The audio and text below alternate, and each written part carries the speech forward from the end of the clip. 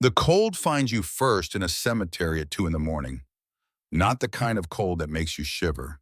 The kind that settles into your bones and stays there patient, like it knows something you don't yet understand.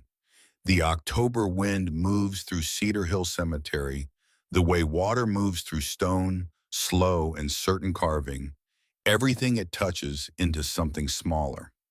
Greer Calloway was 7 years old and she understood cold better than most children her age. She woke on the grass beside her father's grave with the precision of a person who had done this many times before. No confusion, no moment of wondering where she was or how she got there. Her eyes opened and she saw the granite headstone 6 inches from her face, the letters of her father's name catching the pale glow of the security light near the cemetery entrance. Dalton James Calloway, beloved father, veteran, 1985 to 2023. The dates were wrong, Greer thought. Not factually wrong, emotionally wrong. 38 years wasn't enough time for a man like her father. The stone made it sound finished, complete, like a book you close when you reach the last page. But her father's story wasn't finished. It couldn't be. She was still in it. She pressed her palm flat against the engraved D of Dalton's first name. The stone was cold enough to hurt. She left her hand there anyway, counting her heartbeats against the granite. 1, 2, 3. By the time she reached 20, her fingers had gone numb. She kept counting anyway. The army blanket beneath her smelled like motor oil and pine needles, and something else she couldn't name, but recognized instantly as belonging to her father. She'd taken it from the hall closet 3 weeks ago, the night of the first visit. Her grandmother Ruth hadn't noticed it was missing. Or maybe she had noticed and chosen not to say anything, which was worse somehow. Adults did that, pretended not to see things that were too hard to look at directly. Greer sat up slowly. Her back ached. 7-year-old spines aren't built for sleeping on ground that's barely softer than the headstone itself. But the ache was good. It meant she'd been here. It meant she'd kept her promise. Pain was proof of devotion. She folded the blanket with the careful precision her father had taught her, corner to corner, edge to edge, no wrinkles. When she was finished, she placed it at the base of the headstone like an offering, like something sacred. "I'm here, Daddy," she whispered. "Just like I said." The cemetery didn't answer. It never did. But Greer had learned that silence could be a kind of conversation if you knew how to listen. The wind was saying something about change. The grass was saying something about time passing. The headstone was saying her father's name over and over in a language only grief understood. She stood and brushed the grass from her jeans. Her grandmother would be waking up soon. Maybe she already had. Maybe she was standing in Greer's empty bedroom right now, looking at the window Greer had learned to open without making the old hinges scream. Maybe she was crying. Maybe she was angry. Maybe she was both. Greer took one last look at the headstone, traced her fingers across the letters one more time. Dalton. 5 letters that used to mean safety and home, and the sound of laughter from the garage on Saturday mornings. Now they just meant gone. She'd be back tomorrow night, and the night after that, and every night until the promise she'd made stopped feeling like the only thing holding her together. She turned toward the cemetery gate. That's when she saw the man sitting on the stone bench 20 feet away. He was big enough to make the bench look small. Broad shoulders, arms crossed, face hidden in shadow. He'd been there the whole time, Greer realized. Watching, waiting, not moving, like a statue, like a guardian. Most 7-year-olds would have run. Greer Calloway stood perfectly still and stared back. The man uncrossed his arms and leaned forward into the thin security light. His face was all hard angles and old scars, the kind of face that looked like it had been in more fights than conversations. The skin around his eyes was weathered from years of squinting into wind and sun. His hands were massive, scarred across the knuckles. He wore a leather vest with patches Greer recognized. The same patches her father had worn. The same eagle, the same road, the same brotherhood. "You knew my daddy," Greer said. It wasn't a question. The man nodded once, slow and deliberate. "Yeah, kid, I did." "You're Hawk." Another nod. Greer had heard her father talk about Hawk Durant 1,000 times. Hawk was the one who pulled her father out of a burning Humvee outside Fallujah in 2005. Hawk was the one who taught her father how to rebuild a carburetor and how to throw a punch that actually landed. Hawk was the one her father called when things got bad, which meant Hawk was family in the way that mattered more than blood. "How long have you been sitting there?" Greer asked. "Since you fell asleep." Hawk's voice was rough like gravel in a bucket, like something that had been worn smooth by years of hard use. "Figured somebody should keep watch." "I don't need watching." "Maybe not." Hawk stood. He was even bigger standing up. 6'3", maybe 240 pounds, most of it muscle, that had gone tough with age. "But your daddy would have wanted someone looking out for you anyway." Greer felt something crack in her chest, not breaking, cracking, like ice on a pond when you step too close to the edge, like the moment before everything falls apart. "He can't want anything anymore," she said. "He's dead."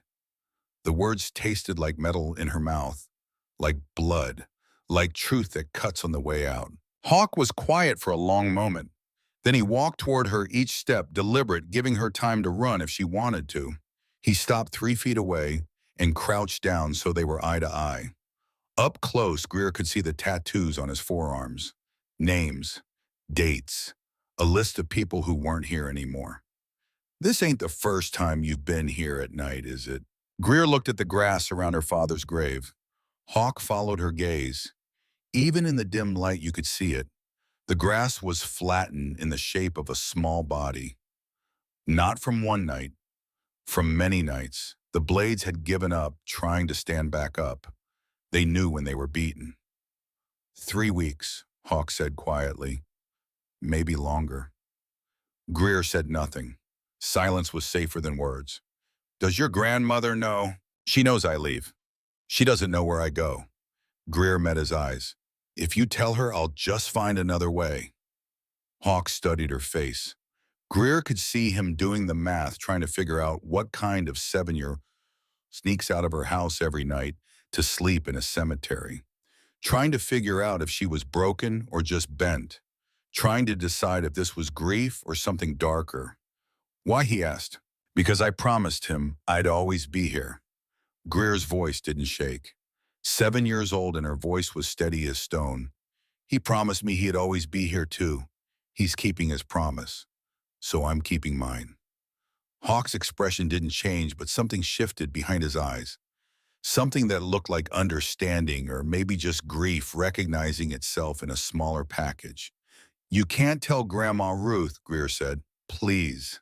"I'm not going to tell her." Hawk straightened up. "But I am going to come back tomorrow night and the night after, just to make sure you're safe." "I'm safe here." "Maybe." Hawk turned toward the parking lot where Greer could now see a motorcycle leaning on its kickstand, chrome gleaming in the moonlight. "But your daddy would haunt me if I didn't make sure." He walked away without looking back. Greer watched him go. She waited until the motorcycle's engine growled to life and the red taillight disappeared around the corner before she started walking toward the hole she'd found in the cemetery's back fence 3 weeks ago. The sky was starting to change. Not sunrise yet, just the suggestion of it, the way darkness admits it can't last forever. The stars were fading. The moon was dropping toward the western horizon. Soon the world would be light again, and Greer would have to pretend to be a normal 7-year-old in a normal world where fathers didn't die and promises didn't have to be kept in the dark. Greer slipped through the fence and crossed the empty lot behind the Quick Mart. She climbed back through her bedroom window at exactly 5:43 in the morning. She knew the time because she'd learned to track it, learned the rhythm of when her grandmother's alarm would go off at 6:15, learned how many minutes she had to strip off her grass-stained clothes and climb under the covers and close her eyes before Ruth came in to wake her. She was asleep or pretending to be when her grandmother's hand touched her shoulder 7 minutes later. "Time to get up, baby," Ruth said softly. Greer opened her eyes like she'd been dreaming of something normal. Breakfast was silent. Greer pushed away her cereal after 3 spoonfuls. Ruth didn't comment. They'd had this conversation too many times already. The kitchen felt too big. The chair where her father used to sit felt like a missing tooth. The coffee maker still had his fingerprints on the handle from 6 weeks ago, and Ruth wouldn't let anyone clean them off. Ruth drove her to school in the pickup truck that still smelled like her father's cigarettes, even though he'd quit smoking 2 years ago. The smell was fading, every day a little fainter. Soon it would be gone completely, and that felt like losing him again in a smaller, crueler way. Riverside Elementary sat on the east side of town, a low brick building with a flagpole out front in a playground that always looked sad in the morning light. Greer got out of the truck without saying goodbye. She walked through the front doors with her backpack hanging off one shoulder, heavier than it needed to be. Her classroom was on the second floor, room 2B, second grade. Her teacher's name was Nora Hayes, and she was the kind of teacher who tried too hard to make sad kids smile. "Good morning, Greer," Nora said when Greer walked in. Greer nodded but didn't answer. She went to her desk in the back corner by the window. The other kids were already there, already loud, already living in a world where fathers didn't die and promises didn't have to be kept in the dark. A girl named Sarah Martinez sat in front of Greer. Sarah had been trying to be Greer's friend since the first day of school. Before the accident, Greer might have let her. "Do you want to sit with us at lunch?" Sarah asked, turning around in her seat. "No, thank you. We're going to trade snacks. I have fruit roll-ups." "I don't have anything to trade." Sarah's face fell. "That's okay. You don't have to trade. You can just sit with us." Greer looked at Sarah's hopeful expression and felt nothing. Not meanness, not gratitude, just a vast, empty space where feelings used to be. "I like sitting alone," Greer said. It wasn't true, but it was easier than explaining that being around happy people made the empty space bigger. Sarah turned back around.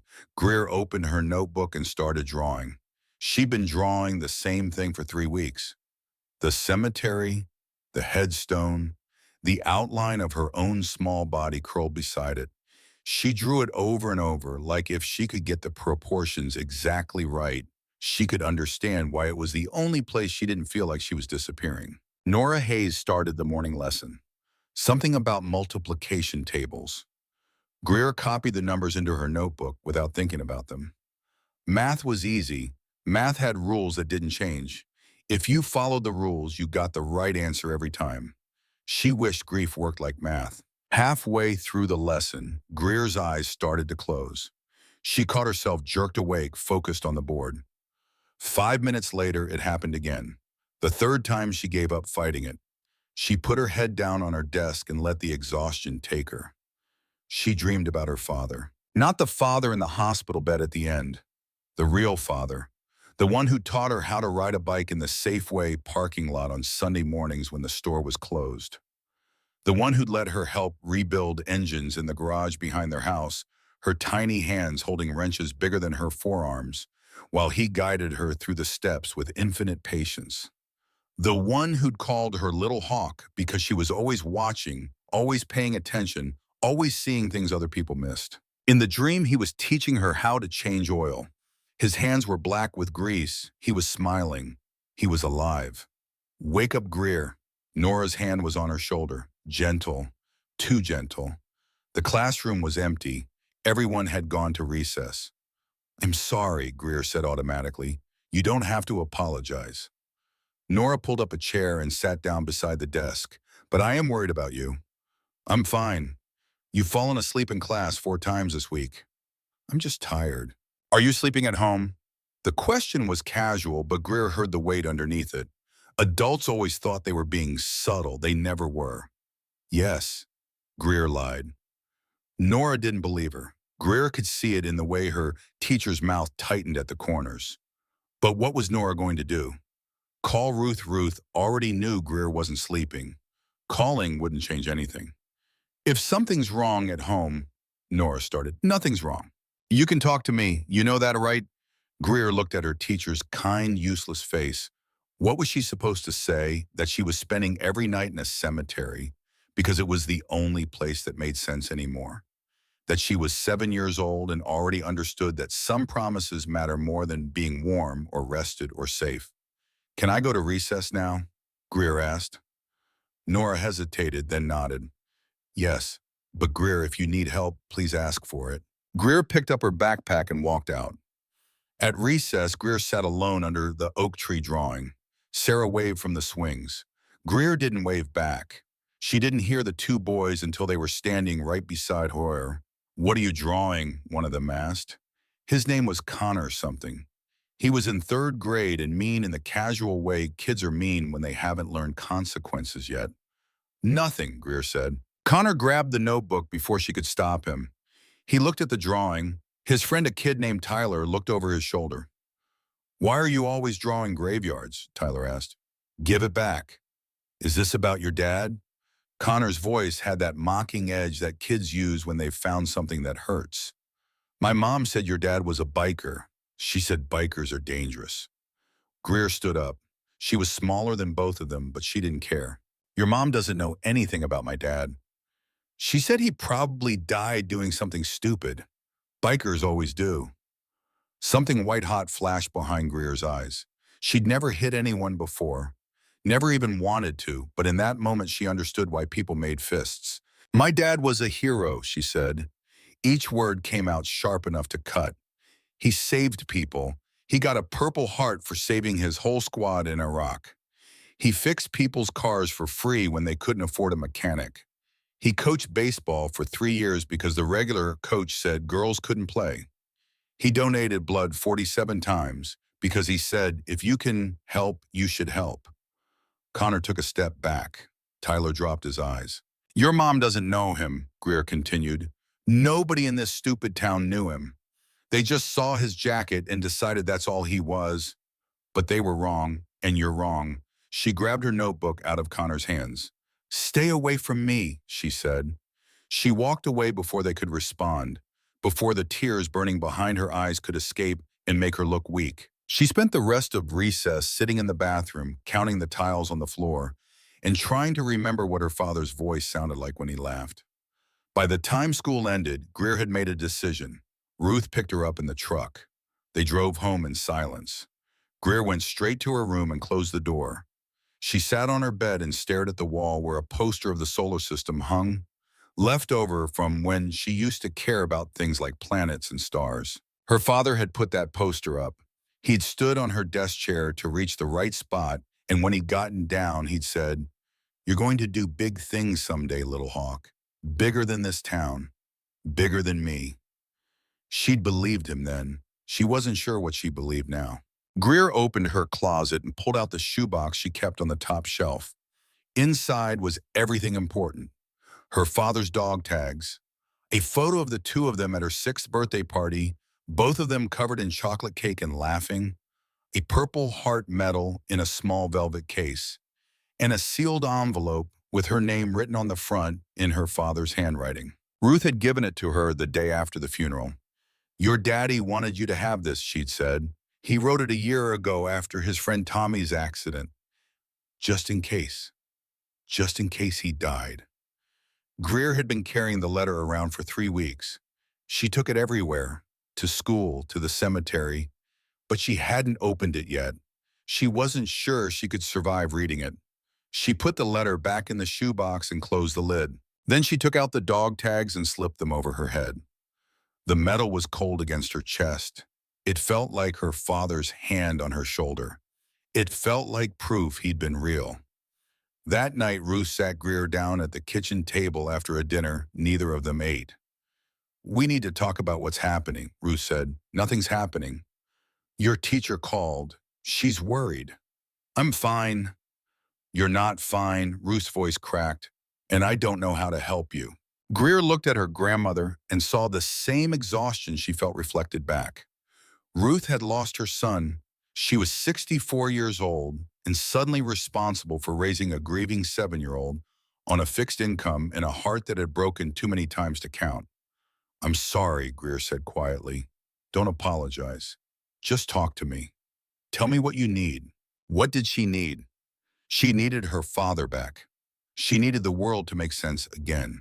She needed someone to explain why good men died and bad ones lived, and promises made in hospital beds couldn't stop the machines from beeping their final song. I need to go to my room, Greer said. She left the table before Ruth could stop her. At 11:30 that night, Greer climbed out her window for the fourth time that week. She walked through streets she knew by heart, now past the Quick Mart, and through the empty lot and over the cemetery fence. Hawk was already there, sitting on the same bench, waiting. He didn't say anything when she passed him, just nodded once, keeping watch like he'd promised. Greer spread her blanket on the grass and lay down beside her father's headstone. She pressed her palm against the cold stone and closed her eyes. "I'm here, Daddy," she whispered. "I'm always here." The next morning started the same as all the others, but it ended different. Greer was sitting in class half asleep over a math worksheet when the classroom door opened and the principal walked in. Mrs. Henderson was a tall woman with gray hair and a face that had perfected the art of looking concerned without actually feeling anything. She whispered something to Nora. Nora glanced at Greer, then both women walked over to her desk. "Greer," Mrs. Henderson said, "can you come with me, please?" Every head in the classroom turned. Greer felt 20 pairs of eyes boring into her back as she stood up and followed the principal into the hallway. A woman was waiting outside the office. She was younger than Ruth, maybe 35, dressed in slacks and a blazer that said, "Official Business." She held a clipboard like a weapon. "Greer, this is Ms. Bennett," Mrs. Henderson said. "She's from the Department of Human Services. She'd like to ask you a few questions." Greer looked at the woman with the clipboard and understood immediately. Someone had called. Someone had reported that she wasn't okay. And now the government was here to decide if she got to stay with the only family she had left. Meredith Bennett had kind eyes. That made it worse somehow. "Hi, Greer," she said. "Is there somewhere we can talk privately?" They ended up in the school counselor's office, a small room that smelled like lavender and lies. Meredith sat across from Greer and smiled the way adults smile when they're about to ruin your life gently. "I'm not here to scare you," Meredith said. "I'm just here to make sure you're safe and healthy. Can you tell me how things are at home?" "Fine," Greer said. "Do you feel safe living with your grandmother?" "Yes." "Are you sleeping okay? Eating okay?" "Yes." Meredith made a note on her clipboard. "Your teacher says you've been falling asleep in class a lot lately, and that you're not participating in activities with the other children. Is that true?" Greer said nothing. "I know this has been a really hard time for you," Meredith continued, "losing your father. That's a big thing for anyone, but especially for someone your age. It's okay to be struggling." "I'm not struggling." "Greer," Meredith leaned forward, "I talked to some of your neighbors. They told me you've been seen walking alone at night. Is that true?" The room got very quiet. Greer met Meredith's eyes and made a calculation. She could lie, but lying to government workers probably only made things worse. She could tell the truth, but the truth would definitely make things worse. She chose a third option. "Why does it matter where I go?" Greer asked. "Because 7-year-olds shouldn't be walking around alone in the middle of the night. It's not safe." "I'm not in danger." "How do you know that?" "Because nobody in this town cares enough about me to hurt me." The words came out harder than she meant them to. Meredith's face shifted. Not pity exactly, something closer to recognition. "Where do you go?" Meredith asked quietly. Greer looked at her hands, at the dirt under her fingernails that never quite washed out, at the grass stains on her knuckles from nights spent on ground that didn't forgive. "To visit my father," she said finally. Meredith's expression changed. "At the cemetery?" Greer nodded. "How often? Every night?" "For how long?" "3 weeks, maybe 4." Meredith wrote something down. Her pen moved across the paper with a sound like a judgment being rendered. "Greer," she said, "boys, I understand why you want to be close to your father, but sleeping in a cemetery isn't healthy, and it's not safe for a child your age to be out alone at night." "I'm not alone. Hawk watches me." "Who's Hawk?" My dad's friend, he sits on the bench and makes sure nothing happens. Meredith wrote more notes. Does your grandmother know about this? She knows I leave. But she doesn't know where you go. Greer shook her head. Meredith set down her clipboard and looked at Greer with an expression that managed to be both kind and terrifying. I'm going to need to talk to your grandmother, she said. And I'm going to need to schedule a follow-up visit to your home in 2 weeks. Do you understand what that means? Greer understood perfectly. It meant her world was about to get smaller. It meant adults were going to make decisions about her life without asking what she wanted. It meant she was running out of time. Are you going to take me away from Grandma Ruth? Greer asked. I don't want to take you away from anyone, Meredith said, but I have a responsibility to make sure you're in a safe, stable environment. And right now I have some concerns about whether your grandmother is able to provide that. The words were careful, professional, but underneath them, Greer heard the truth. Ruth was old. Ruth was struggling. Ruth couldn't stop a 7-year-old from climbing out windows in the middle of the night, which meant Ruth might not be able to keep her. My grandmother is doing her best, Greer said. I know she is. Meredith's voice was genuinely gentle. But sometimes our best isn't enough. And when it comes to children, we have to make sure their needs are being met. Greer stood up. My needs are for my father, and he's dead. Nobody can meet that need, not you, not anyone. She walked out before Meredith could respond. She made it to the bathroom before the tears came. Ruth got the call that afternoon. Greer sat in the principal's office while Meredith Bennett explained the situation over the phone. She couldn't hear what Ruth was saying, but she could hear the tone of her grandmother's voice through the receiver. Defeat, exhaustion, fear. They drove home in silence. That night, Ruth locked Greer's window from the outside. Greer discovered it when she tried to push it open at midnight. The latch wouldn't budge. She pushed harder. Nothing. She went to the back door. Locked. The front door. Locked.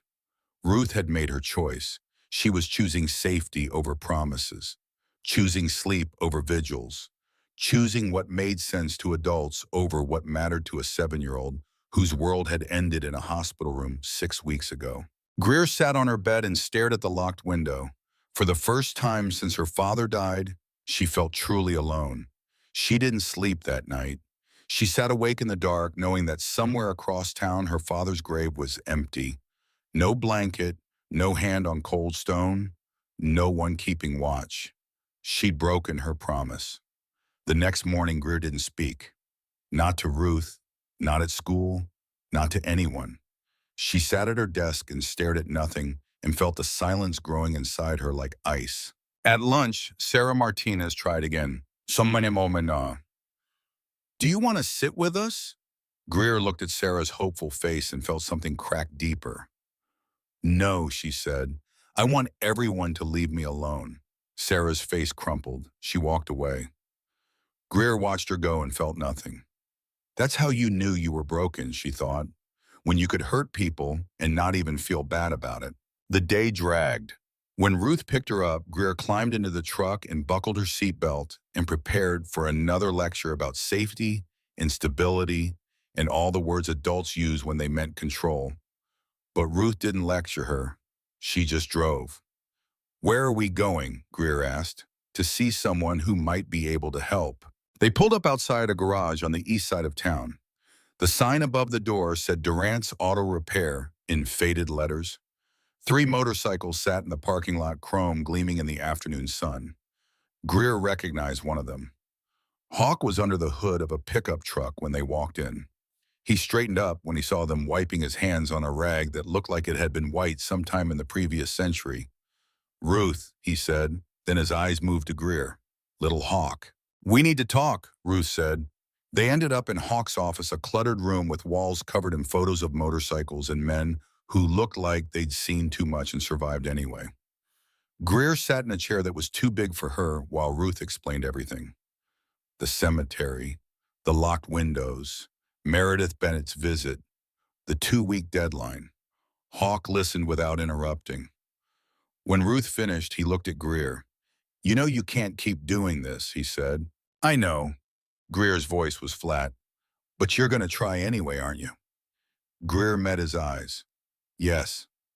Hawk almost smiled. You're your daddy's kid, stubborn as a brick wall and twice as hard to move. I need to keep my promise, Greer said. What promise? I promised him I'd always be there. He promised me the same thing. He can't break his promise because he's dead, so I can't break mine. The room was quiet. Ruth wiped her eyes. Hawk stared at Greer like he was seeing something he recognized from a long time ago. You think your daddy's at that cemetery? He asked finally. I know he is. He promised. What if I told you he's not? What if I told you that your daddy is wherever you are, whenever you think about him, whenever you remember something he taught you or said to you or did for you? Greer shook her head. That's what adults say when they don't want to admit someone's really gone. Hawk leaned back in his chair. It creaked under his weight. You know what your daddy told me once we were on a supply run outside Fallujah? We'd been taking fire for 3 days straight. We were tired and scared and pretty sure we weren't going to make it home. And your daddy looked at me and said, if something happens to me, make sure my little Hawk knows I didn't leave her somewhere. I just had to go somewhere I couldn't take her yet. Greer's chest tightened. He made me promise, Hawk continued. He said, make sure she knows that showing up isn't always about being there in body. Sometimes it's about being there in every other way that matters. He said that word for word.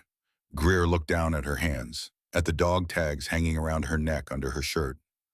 I don't know how to do that, she said quietly. I don't know how to feel like he's here when I can see that he's not. Hawk was quiet for a moment. Then he stood up and walked over to his desk. He pulled something out of the top drawer and came back to where Greer was sitting. It was an envelope, sealed, with Hawk's name written on the front in her father's handwriting. Your daddy gave me this 2 years ago, Hawk said. Same time he wrote yours. He told me to open it if you ever needed help, and he wasn't around to give it. He turned the envelope over. On the back in smaller letters it said, for the Brotherhood, when my little Hawk needs them most. Greer stared at the envelope. There's more to your daddy's promise than you know, Hawk said, and maybe it's time you found out what it is. He didn't open the letter, not yet. Instead, he crouched down in front of Greer's chair so they were eye level. You want to show this town who your daddy really was? He asked. Greer nodded. You want to make sure nobody forgets him? Another nod. Then I need you to do something for me, something your daddy would have done. Hawk's voice was serious. I need you to ask for help. From who? From everyone who loved him. From every brother who rode ye with him. From every person whose life he touched. Hawk tapped the envelope. Your daddy knew you might need us someday. That's why he wrote this, to make sure we'd show up. Greer looked at the envelope, then at Hawk, then at Ruth, who was crying quietly in the corner. What if they don't come? Greer whispered. They'll come, Hawk said. When one of us calls, we all answer. But I'm not Brotherhood. You're Dalton Calloway's daughter. That makes you family. The words hit Greer like a physical thing. Family. Her father always said it like it was sacred, like it was the answer to every question that mattered. She took a deep breath. What do I have to do? Hawk handed her the envelope. First we read this together, then we make a phone call. He opened the letter carefully like it might break if handled wrong. Inside was a single page covered in her father's handwriting. Hawk read it out loud. To my brothers, if you're reading this, it means I'm gone and my little Hawk needs you. This is my last order as your brother and your friend. Show up for her. Show up the way we always showed up for each other, not because it's easy, not because it makes sense, but because that's what family does. She's 7 years old and she's going to think the world ended when I left. I need you to show her it didn't. I need you to show her that I'm still here. In you, in everyone I ever helped or rode with or called brother. Don't let her carry this alone. Show up. That's all I ask. Show up. The signature at the bottom was her father's. Below that in capital letters, this is not a request. Greer felt something unlock in her arm, something that had been frozen since the hospital, since the machine stopped beeping, since the doctor said words like sorry and everything we could and gone. Her father had planned for this. He'd known she would need help. He'd made sure it would be there. What happens now? Greer asked. Hawk pulled out his phone. Now we call Vince Thornton. He's the president of our chapter. And we tell him it's time. Time for what? Time to show this town what brotherhood really means. Greer looked at her grandmother. Ruth nodded slowly like she was giving permission for something she didn't fully understand but trusted anyway. Okay, Greer said. Make the call. Hawk dialed. The phone rang 3 times before someone picked up. Vince, Hawk said, we got a situation. Dalton's kid needs us. There was a pause. Then Hawk listened for a long moment. Then he looked at Greer. He wants to talk to you. Greer took the phone. Her hand was shaking. Hello. The voice on the other end was deep and rough and somehow gentle at the same time. Is this little Hawk? Yes, sir. Your daddy talked about you all the time. Said you were the toughest kid he knew. He did. Every chance he got. There was a pause. Hawk told me what's happening, about the cemetery, about the social worker, about your promise. Greer didn't know what to say. You still there? Vince asked. Yes, sir. I need you to listen to me very carefully. Your daddy was one of the best men I ever knew. And when he asked something of us, we didn't say no. Not ever. So here's what's going to happen. I'm going to call a meeting tonight. Every member of our chapter, and we're going to figure out how to help you keep that promise. Why? Greer's voice was small. Why would you help me? Because your daddy helped every single one of us at some point. And because that's what brotherhood means. When one of us calls, we all answer. No questions asked. No matter what. Greer felt tears on her face. She didn't remember starting to cry. Thank you, she whispered. Don't thank me yet, Vince said. But when this is over, you're going to understand something your daddy knew all along. You're not alone, little Hawk. You never were. The call ended. Greer handed the phone back to Hawk. They're meeting tonight, Hawk said, at the chapter hall, and they want you there. Me. You're the one who needs help. You should be part of figuring out how to get it. Ruth stood up. She's 7 years old. She can't go to a biker meeting. Why not? Hawk looked at Ruth. She's been going to a cemetery alone every night for 3 weeks. I think she can handle sitting in a room with her daddy's friends. Ruth started to argue, then stopped, then nodded slowly. Okay, she said, but I'm coming too. Wouldn't have it any other way. That night at 7 o'clock, Greer walked into the Brotherhood Motorcycle Club's chapter hall for the first time in her life. It was a long, low building on the outskirts of Riverside with motorcycles parked in neat rows outside and the smell of motor oil and old leather seeping through the walls. Inside, 23 men sat around a battered conference table. They were all ages, all sizes, all degrees of weathered and worn, but they all wore the same vest, the same patches, the same expression of people who'd been called to something important. They all stood when Greer walked in. Gentlemen, Vince Thornton said. He was standing at the head of the table, tall and lean and silver at the temples. This is Greer Calloway, Dalton's daughter. The men nodded. A few of them said hello. One of them, a big guy with a beard down to his chest, wiped his eyes. Vince pointed to an empty chair. Have a seat, little Hawk. Greer sat. Ruth sat beside her. Hawk stood behind them both like a guard. Vince looked around the table. Most of you knew Dalton. The ones who didn't, you knew of him. He was a brother. He was a friend. He was a good man who got a bad roll of the dice. Murmurs of agreement. His daughter's been keeping vigil at his grave every night for the past 3 weeks, Vince continued. And now the state's threatening to take her away from her grandmother because they think the situation isn't stable.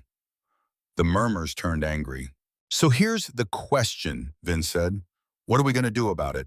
Silence. Then one of the men spoke up. His name was Tommy Wheeler, and he had 3 daughters of his own. "What do you need?" he asked Greer directly. Greer looked at the 23 men staring at her, waiting, ready. She thought about Connor at school, about his mother who said bikers were dangerous, about the whole town that looked at her father and saw only the jacket and the motorcycle and the stereotype. She thought about Meredith Bennett and her clipboard and her kind voice delivering terrible news. She thought about her promise, the one she'd made to her father, the one she couldn't keep alone. "I need you to show everyone who my daddy really was," Greer said. Her voice was steady. "I need you to make them see that he wasn't dangerous, that he was good, that he mattered." "How do we do that?" Tommy asked. Greer looked at Vince, then at Hawk, then back at the men around the table. "Daddy said family shows up," she said. "So I need you to show up for him. I need you to show up so big that nobody can ignore it, so big that they have to see the truth." Vince leaned forward. "What exactly are you asking for, Little Hawk?" Greer took a breath. "I'm asking you to come to the cemetery," she said. "All of you and everyone you know. I want people to see how many lives my daddy touched. I want them to know he wasn't just a biker. He was a father and a friend and a hero, and I want the whole town to see it." The room was quiet. Then Vince smiled. It was the kind of smile that meant something had just been decided without words. "How many people are we talking about?" he asked. "I don't know," Greer said. "As many as you can get." Vince looked around the table. "Brothers," every hand went up. Tommy called the other chapters. "Washington, Idaho, California, tell them it's time to ride for one of ours." Tommy nodded.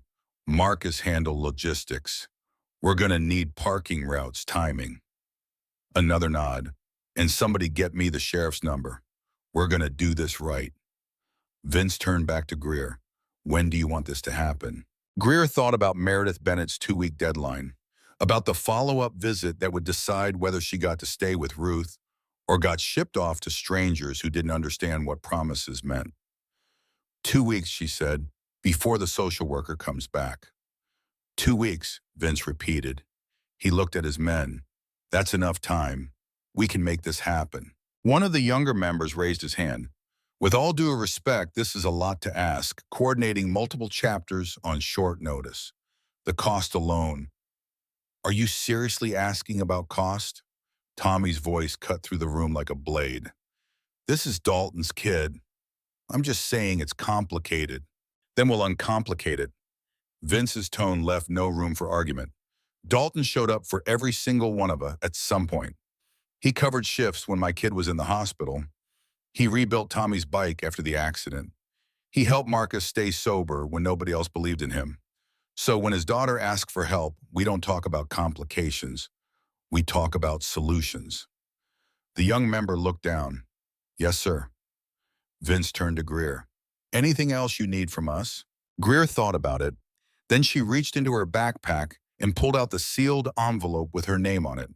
Her father's letter, the one she still hadn't opened. "My daddy left me a letter," she said, "but I don't think I can read it alone." Hawk put his hand on her shoulder. "You won't be alone," he said. "Not anymore." The planning started the next morning. Vince Thornton's phone rang before sunrise, then Tommy Wheeler's, then Marcus Hale's.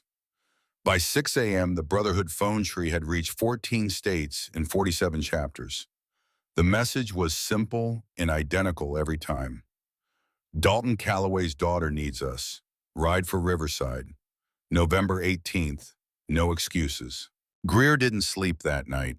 She sat at her grandmother's kitchen table with a notebook and a pencil, making lists the way her father had taught her. He'd always said that big problems got smaller when you wrote them down and broke them into pieces you could actually hold.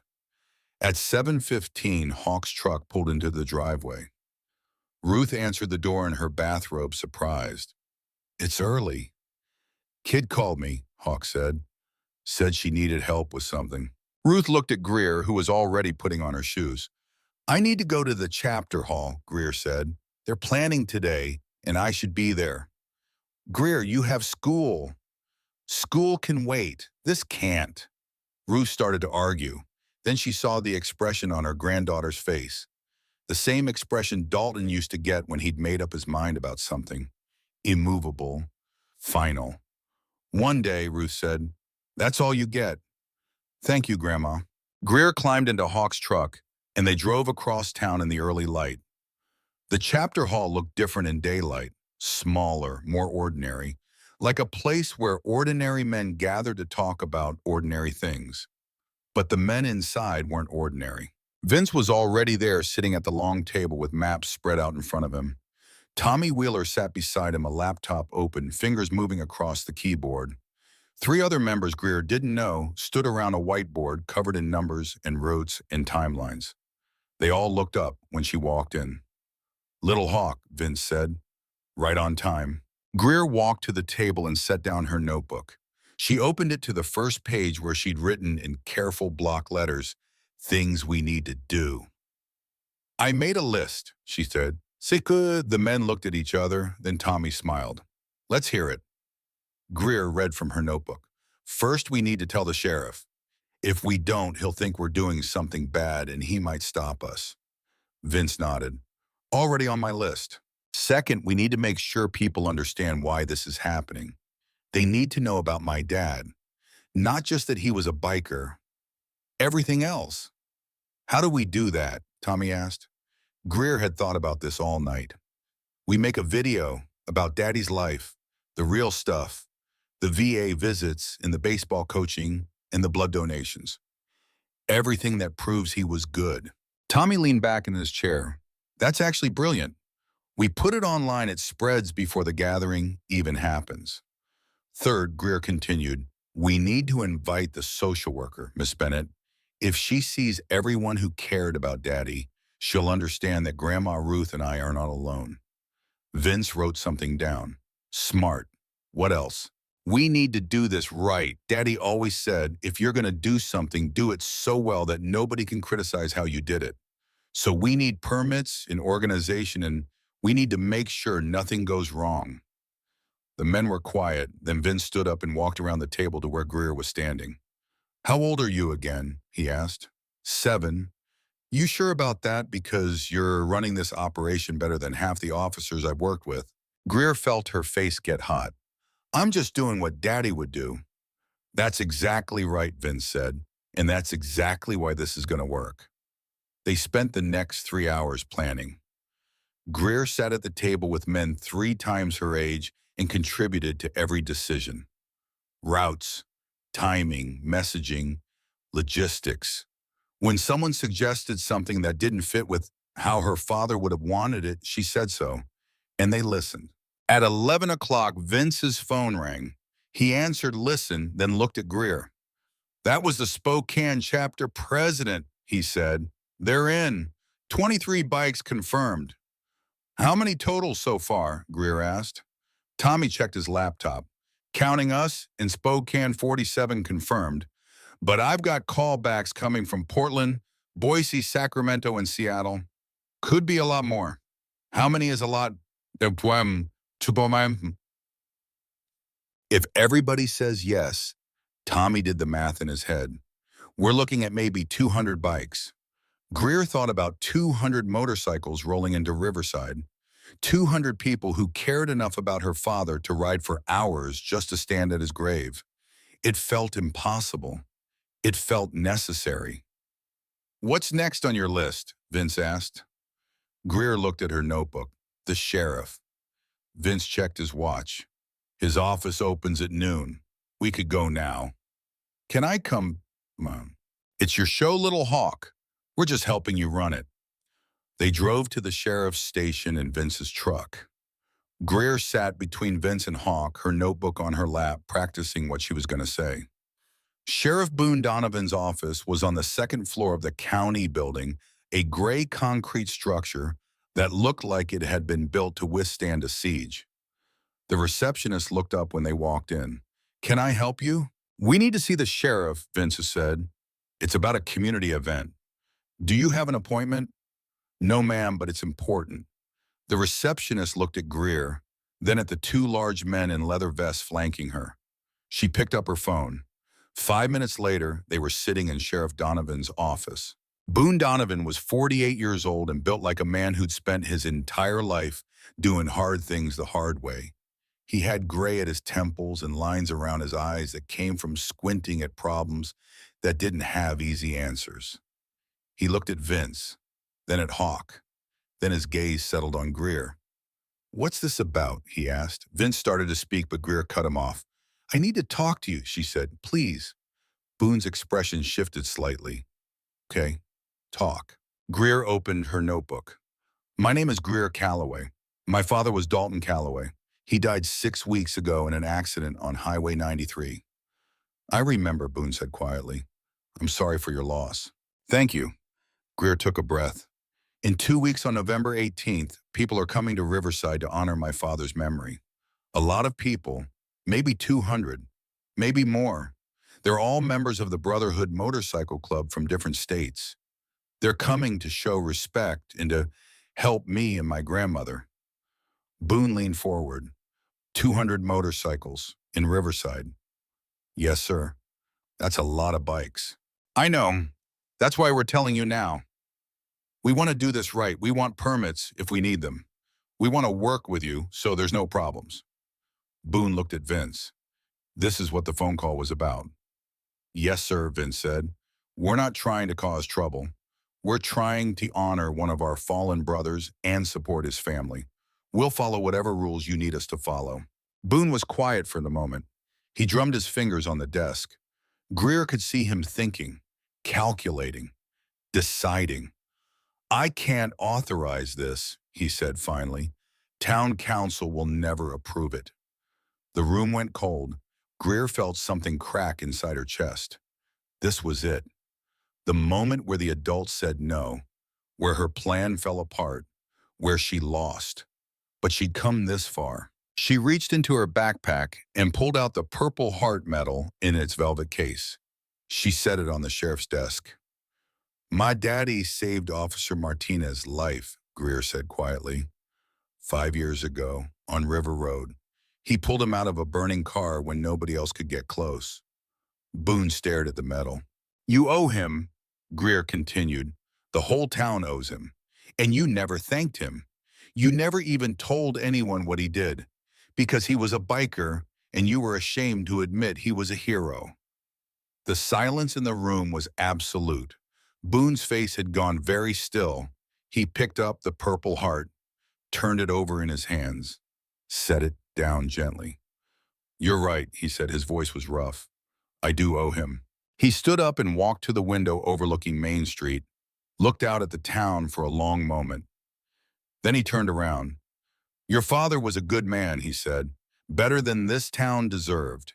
You have my permission to hold your gathering. I'll assign deputies to help with traffic, and I'll make sure the town council doesn't give you any grief." Greer felt something loosen in her chest. "Thank you." "Don't thank me. I'm just doing what I should have done 5 years ago." Boone came back to his desk and held out his hand. "You need anything else, you call me directly." Greer shook his hand. It was rough and calloused, and somehow gentle. "There is one more thing," she said. "What's that?" "Can you write a letter to the social worker who's deciding if I can stay with my grandmother? A letter saying that we have community support and that I'm safe and that we're okay." Boone looked at Vince. Vince nodded. "I can do that," Boone said. "What's the social worker's name?" "Meredith Bennett." "I know Meredith. Good woman, tough job." Boone wrote something down. "I'll have a letter on her desk by end of week." They left the sheriff's office with a permit, a promise, and one more ally than they had had an hour ago. In the truck, Hawk looked at Greer with something like awe. "You just convinced a sheriff to help a biker memorial," he said, "at 7 years old." "I told the truth," Greer said. "That's what Daddy taught me. Truth is stronger than anything else." The next morning, Greer went back to school. She walked into her classroom expecting everything to be the same. The same desks, the same faces, the same feeling of being outside a world that had moved on without her. But something had changed. She felt it the moment she sat down. The other kids were looking at her differently, not with pity anymore. with something else, curiosity maybe, or caution. At recess, Sarah Martinez approached her again. I heard you're planning something big, Sarah said. Who told you that? My mom. She works at the county building. She said a bunch of bikers came to see the sheriff and you were with them. Greer said nothing. Is it true about your dad? Is what true? That he saved Officer Martinez, Sarah's uncle. Greer hadn't made the connection. Martinez, Sarah's last name. I didn't know Officer Martinez was your uncle, Greer said. He is, and he said your dad was a hero. He said if it wasn't for your dad, I wouldn't have an Uncle Jake.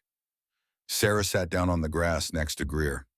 I'm sorry people were mean about your dad. My mom said people are scared of things they don't understand. But she said your dad wasn't scary at all. He was brave. For the first time in weeks, Greer felt something other than grief. Not happiness exactly, but something close to warmth. Thank you, she said quietly.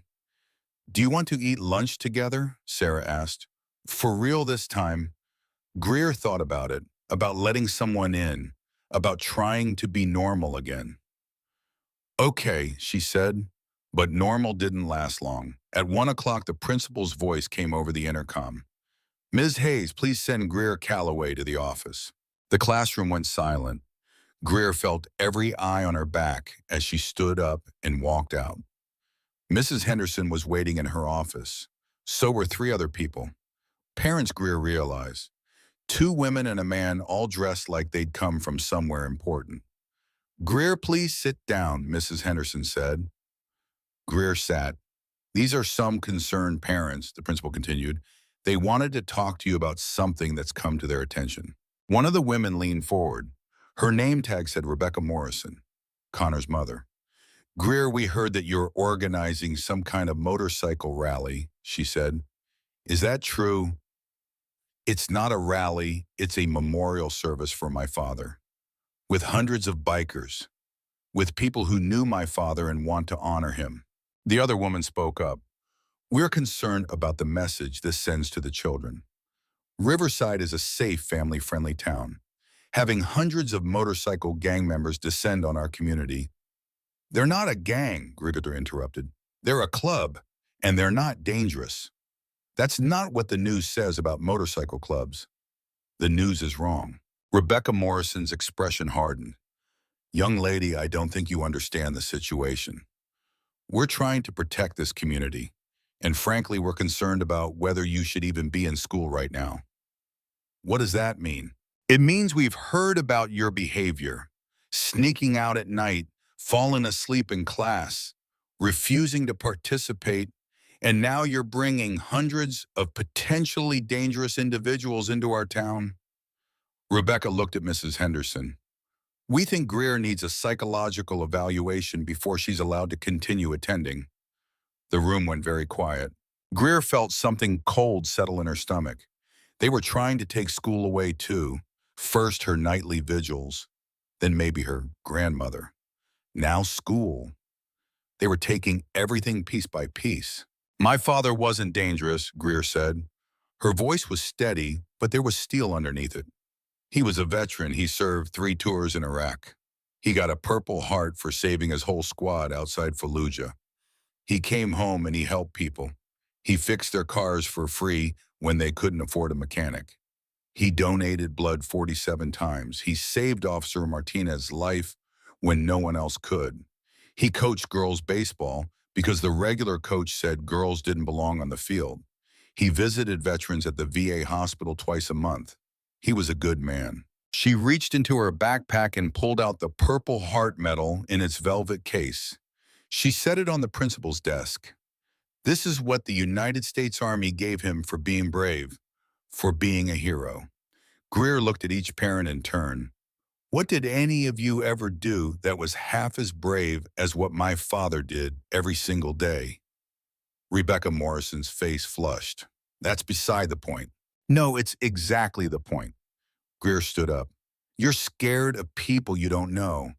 You see motorcycles and leather, and you think dangerous. But you're wrong, and in 2 weeks, when 200 people show up to honor my father, you're going to see how wrong you are. Greer, Mrs. Henderson started. I'm keeping my promise to my father. I'm not stopping. And you can't make me. Greer picked up the Purple Heart. I have to get back to class now. She walked out before anyone could stop her.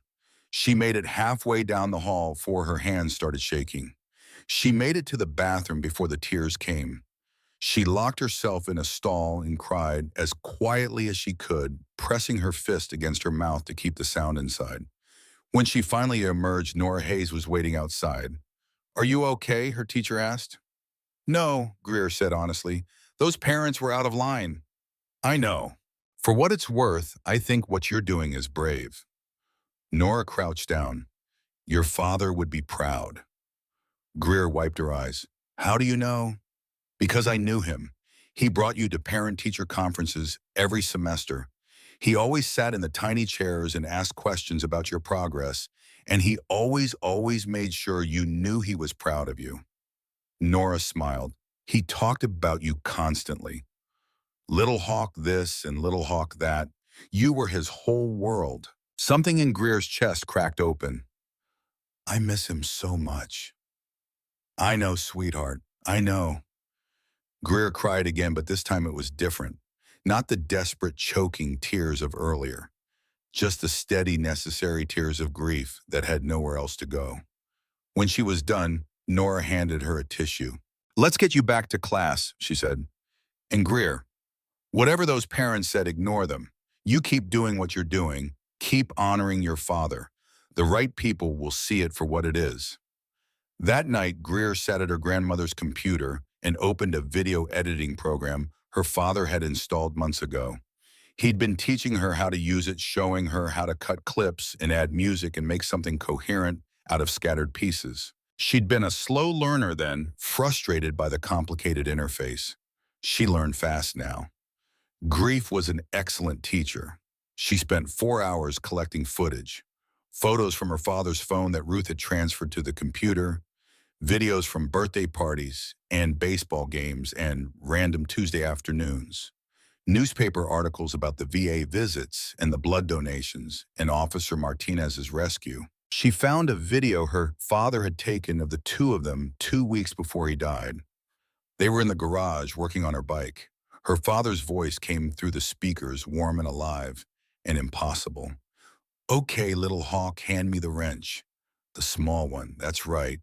Now watch what I do here. See how the chain connects. That's the important part. Everything else is just metal and rubber, but the chain is what makes it go. 7-year-old Greer's voice, bright and curious. What happens if the chain breaks? Then you fix it. That's what we do. Things break, we fix them. That's how we keep going. Adult Greer, sitting at the computer 6 weeks after her father's death, hit pause. She stared at the frozen image on the screen. Her father's face caught mid-smile, looking at something off camera. Looking at her, she hit play again. Watched the whole video, then watched it again. At midnight, she finished the tribute. It was 3 minutes and 42 seconds long. It opened with a photo of her father in his army uniform, young and serious and alive. Then it moved through his life in careful sequence. The medals, the motorcycle club, the VA visits, the baseball coaching. Officer Martinez in the hospital bed, the Red Cross blood donation certificate for 47 pints over 11 years. And at the end, the garage video. Her father's voice saying, things break, we fix them. That's how we keep going. Then a black screen with white text, Dalton Calloway, veteran, father, brother, hero, 1985 to 2023, gone but never forgotten. Greer uploaded it to YouTube at 12:15 a.m. She titled it, My Father Was a Hero, This is His Story. Then she went to bed. By morning, the video had 300 views. By noon, 3,000. By the end of the week, it would have 500,000. But on that first morning, Greer woke up to her grandmother standing in her doorway with her phone in her hand and tears on her face. Baby, Ruth said. What did you do? Greer sat up. I made a video about Daddy. Did you watch it? I watched it. So did about 2,000 other people. Is that a lot? It's growing every minute. Ruth sat on the edge of the bed. Greer, this is going to get big. People are sharing it, commenting. The news might pick it up. Is that bad? I don't know. Ruth looked at her granddaughter. Are you ready for people to know your story? Greer thought about it. About strangers watching her father's life reduced to 3 minutes and 42 seconds. About people she'd never met forming opinions about a man they'd never known. If it helps them understand who he really was, Greer said, then yes. The news called that afternoon. A reporter from Channel 7 in Portland wanted to do a story about the viral video and the upcoming memorial. She wanted to interview Greer. Ruth said no immediately. Greer said yes. You're 7 years old, Ruth argued. You don't need to be on television. If I don't tell Daddy's story, someone else will, and they'll get it wrong. Greer, Grandma, please. This is important. People need to see that he was real, that he mattered, that he wasn't just some stereotype. Ruth looked at her granddaughter and saw Dalton looking back. The same determination, the same unshakable certainty that right was right and wrong was wrong, and truth was worth fighting for. One interview, Ruth said finally, that's all. The reporter's name was Jennifer Caldwell. She arrived the next day with a cameraman and a friendly smile that didn't quite reach her eyes. They set up in the living room. Greer sat on the couch wearing her father's dog tags over her shirt, where everyone could see them. Just relax and answer my questions, Jennifer said. We'll edit it down later. The camera started rolling. Greer, why did you make this video? Because people didn't know who my father really was. They saw his motorcycle and his vest, and they thought they knew. But they didn't. What do you want people to know? That he was brave, that he helped people, that he kept his promises. Greer's voice didn't waver. And that just because someone looks different doesn't mean they're dangerous. I understand you're organizing a large memorial gathering. Can you tell me about that? It's not just me, Wami. It's everyone who knew my father. They're coming from 14 states to honor him, to show that he mattered. Some people in Riverside are concerned about having so many bikers in town. What would you say to them? Greer looked directly at the camera. I'd say don't judge people before you meet them. My father was judged his whole life. People crossed the street when they saw him coming. They locked their car doors. They thought he was dangerous because of how he looked. But he wasn't. He was the safest person in the world. Your father recently passed away in an accident. How are you coping? This was the question Greer had been dreading, the one that made grief into entertainment. But she'd agreed to this. So she answered, I miss him every second of every day, but I'm keeping the promise I made to him. I'm showing up. That's what he taught me. You don't give up on people you love. What does that mean? Showing up. It means you don't give up on people you love, even when they're gone, especially when they're gone. The interview lasted 20 minutes. When it aired that evening, they used 4 sentences. But those 4 sentences were enough. By the next morning, Greer's video had been shared by 3 major news outlets. By afternoon, it was on the front page of Reddit. By evening, Good Morning America wanted an interview. Ruth said absolutely not. Greer said she'd think about it. The phone calls kept coming. Local news, national news, bloggers, podcasters.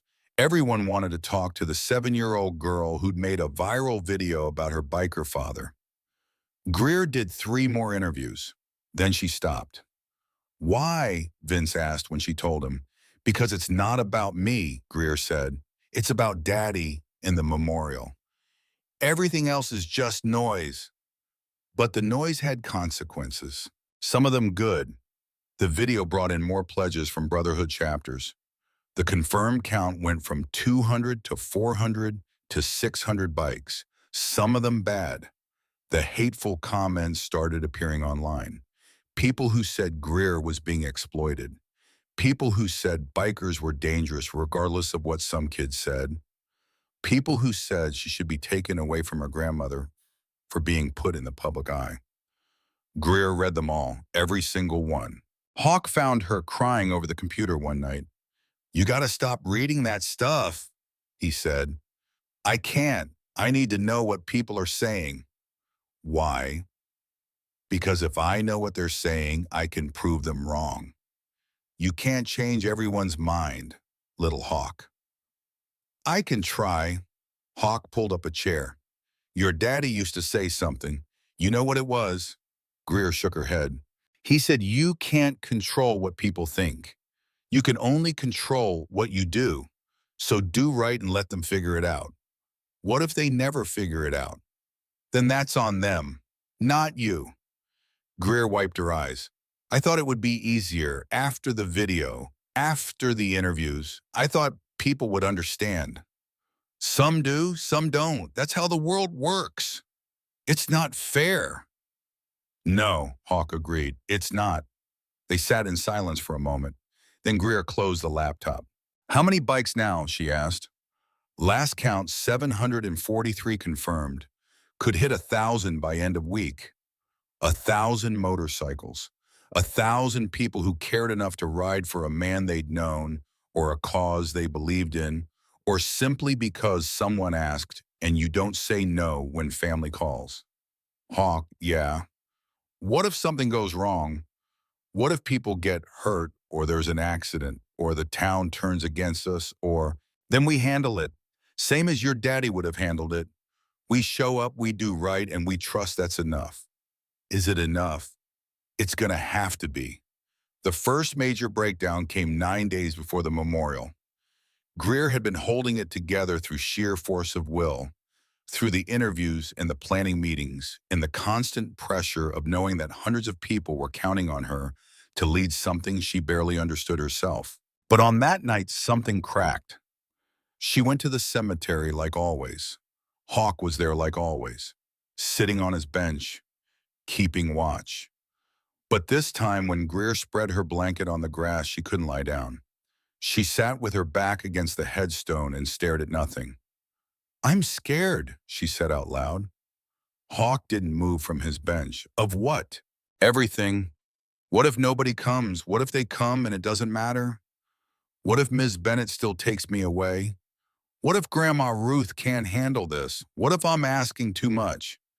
You asking me or asking yourself? Both. Hawk stood up and walked over. He sat down on the grass beside her, close enough that she could feel the warmth of another person in the cold October night.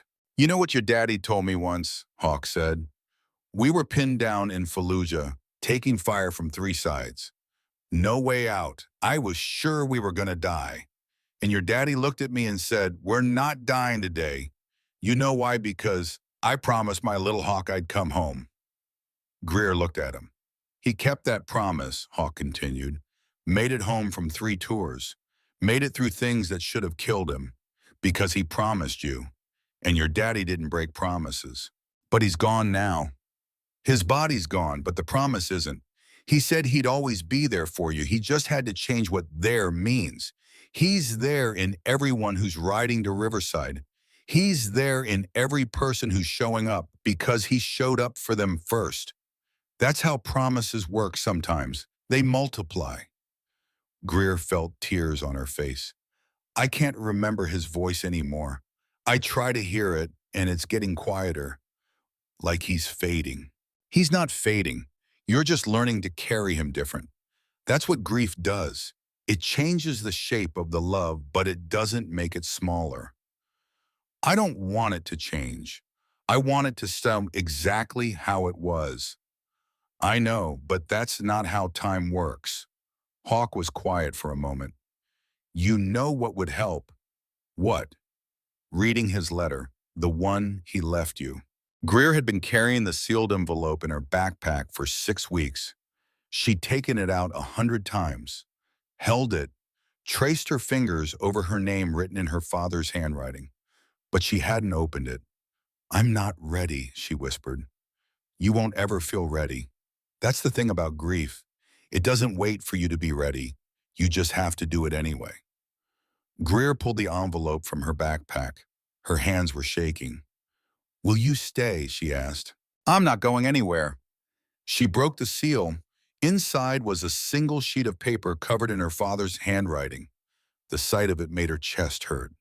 She unfolded it slowly, read, "Dear little Hawk, if you're reading this, it means I had to go somewhere I couldn't take you yet. I'm sorry. I'm sorry I broke my promise about always being there. I'm sorry you have to grow up without me. I'm sorry for all the things I'm going to miss. Your first dance, your graduation, your wedding, every single moment I wanted to see and won't get to. But I need you to know something. Just because I'm gone doesn't mean I left you. I'm in every sunset you watch, every engine you fix, every promise you keep, every time you're brave when being scared would be easier. That's me. That's how I'm keeping my promise. You're going to want to carry this alone. That's how you are. You're strong and stubborn, and you think asking for help means you're weak, but it doesn't. The strongest thing you can do is let people who love you help carry what's too heavy for one person. So here's what I need you to do. When it gets hard, when you feel like you're drowning, reach out to Grandma Ruth, to Hawk, to Vince and the Brotherhood, to anyone who knew me and knows you. Let them help. That's what family does. That's what I would do if I could. You're going to be okay, little Hawk. Better than okay. You're going to be extraordinary. You already are. You're the best thing I ever did with my life. And wherever I am, whatever comes next, I'm watching and I'm proud. I love you bigger than the sky. Remember that when the world feels small. Always Daddy P.S. Be brave, but also be kind. Brave and kind is how you change the world. Greer read it 3 times, then as she folded it carefully and put it back in the envelope. She didn't cry.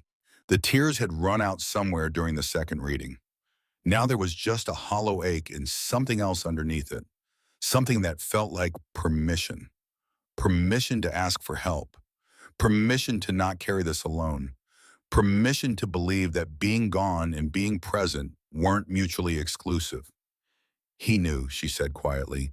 He knew I'd try to do this alone. He knew you, Hawk said. Better than anyone, Shush.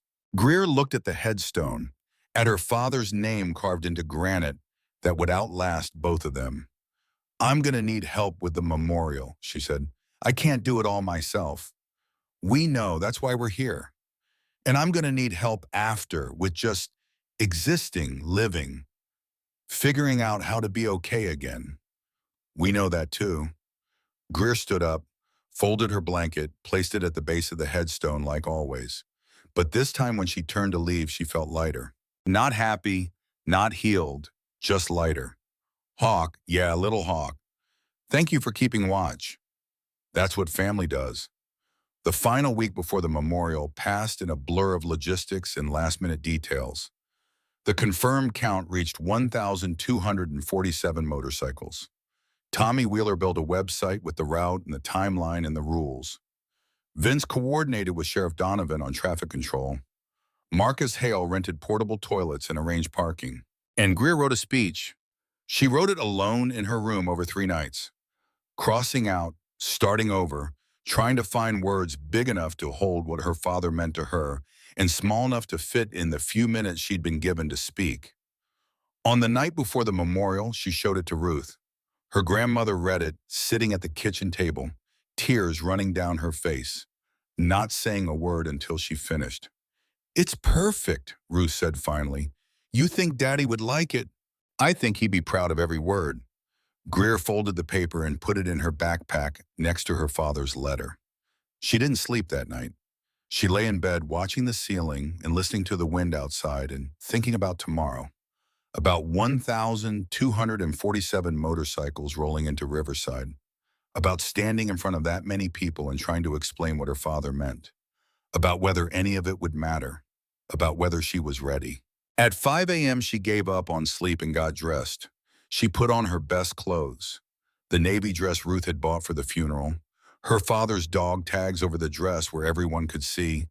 And around her wrist tied carefully a strip of fabric from her father's riding bandana that Hawk had given her the week before. She looked at herself in the mirror and barely recognized the girl staring back. 7 years old, Hair brushed neat, eyes that had seen too much, face that was trying so hard to be brave. "You can do this?" she whispered to her reflection. Her reflection didn't look convinced, but it didn't matter. Ready or not, the sun was coming up, and with it 1,247 reasons to believe that promises kept could change the world. She went downstairs and made coffee for her grandmother the way her father had taught her, strong and black with just a little sugar. Ruth came down 20 minutes later and found Greer sitting at the kitchen table staring at her speech. "You ready?" Ruth asked. Greer looked up at her grandmother, at the woman who'd lost her son and inherited a grieving 7-year-old and somehow kept standing through all of it. "No," Greer said honestly, "but I'm going anyway." Ruth smiled through tears. "That's exactly what your father would say." Outside, the first sound of distant engines began to echo across Riverside. The Brotherhood was coming, and Greer Calloway, 7 years old and carrying the weight of 1,000 promises, stood up to meet them. The sound came from the north first. Not loud, not yet. Just a low rumble that could have been thunder if the sky wasn't clear. A vibration in the air that made windows rattle in their frames and caused people to look up from their Saturday morning coffee and wonder what was happening. Greer heard it from her grandmother's kitchen. She set down her untouched toast and walked to the window. The street outside was empty. The sound was still distant, but it was coming closer. Ruth appeared to beside her hand on Greer's shoulder. Neither of them spoke. They just stood there listening to the promise of engines growing louder with each passing second. By 8 a.m., the first wave appeared on Main Street, 20 motorcycles rolling in perfect formation, chrome catching the morning light, riders in leather vests bearing patches from Portland. They moved with military precision, turn signals flashing, maintaining exact spacing between bikes. They weren't the rowdy, dangerous bikers the town had been warned about. They were disciplined, respectful, deliberate. More followed. From the south this time. 30 bikes from Sacramento, then 40 from Boise, then 50 from Seattle. They converged on Riverside like rivers joining a delta, all flowing toward the same destination, Cedar Hill Cemetery. Sheriff Donovan had positioned deputies at every major intersection. They weren't there to control a threat. They were there to guide a pilgrimage. Traffic stopped to let the motorcycles pass. People came out of shops and houses to watch. Some took photos. Some just stared. By 9 a.m., the number had grown impossible to count from any single vantage point. Greer and Ruth arrived at the cemetery in Hawk's truck. They drove slowly through streets lined with parked motorcycles. Hundreds of them, maybe more, all arranged in neat rows that stretched for blocks in every direction. The cemetery entrance was packed with people. But when Hawk's truck pulled up, the crowd parted. Vince was waiting at the gate. He opened Greer's door himself. "You ready, little Hawk?" Greer looked past him at the sea of leather and chrome and faces she'd never seen before but somehow recognized. These were her father's people, his brothers, his family. "I'm ready," she said. She stepped out of the truck and the world seemed to hold its breath. 1,247 motorcycles had come to Riverside, Oregon. 1,247 riders had traveled from 14 states. Some had driven through the night. Some had taken time off work they couldn't afford to lose. Some had spent money they didn't have on gas and food and motel rooms. All of them had come for one reason. Dalton Calloway's daughter had asked them to show up, so they showed up. Greer walked through the cemetery gate, and the crowd opened before her like water. No one spoke. No one reached out to touch her or offer condolences or do any of the things adults usually did when confronted with a grieving child. They just made space, let her walk, watched her move toward her father's grave with the gravity of people witnessing something sacred. The grave was different than it had been the night before. Someone had placed flowers. Hundreds of bouquets arranged in careful rows around the headstone, white lilies and yellow sunflowers and red roses. So many flowers that the grass beneath them had disappeared entirely. An American flag stood at attention beside the headstone, crisp and new.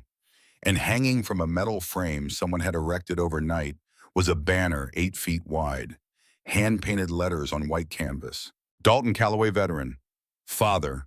Brother. The road remembers a Greer stopped 3 feet from the headstone.